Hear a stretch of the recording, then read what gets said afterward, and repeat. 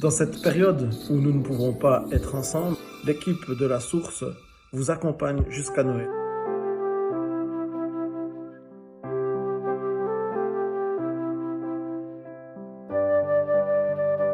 Une vieille légende raconte que lorsque les mages repartirent de Bethléem, lorsqu'ils disparurent derrière les collines avec leurs dromadaires, un quatrième mage se présenta devant Jésus, Marie et Joseph. Il venait de loin. Sa patrie, c'était le pays baigné par le golfe Persique.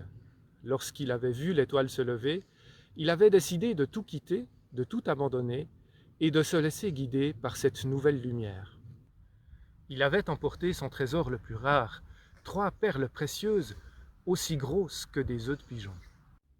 En chemin, il s'arrêta dans une hôtellerie, et c'est en entrant dans la salle des voyageurs qu'il vit, allongé sur un banc, un vieillard amaigri et qui tremblait de fièvre. Personne ne savait qui il était, mais comme sa bourse était vide, il devait être jeté dehors le lendemain.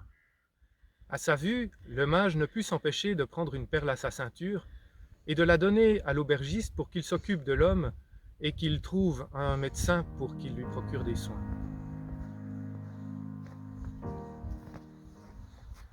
Puis notre mage était reparti. Quelques jours après, la route suivait une vallée déserte où se dressaient d'énormes rochers entourés de taillis de térébinthes et de genêts. Soudain, il entendit un cri. Des soldats s'étaient emparés d'une jeune femme et s'apprêtaient à la violenter. Pour la seconde fois, notre mage mit la main à sa ceinture et se saisit d'une perle qu'il offrit aux soldats en échange de la délivrance de la jeune femme.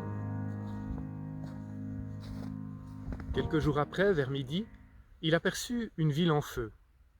En s'approchant, il aperçut un soldat qui s'attaquait à un jeune enfant et sa mère affolée qui le suppliait. Notre homme tira la dernière perle de sa ceinture et la donna au soldat pour qu'il rende l'enfant à sa mère. Enfin, il parvint à Bethléem. C'était le soir lorsqu'il arriva devant l'étable où Jésus venait de naître. Il poussa lentement la porte et contempla Marie qui berçait doucement l'enfant.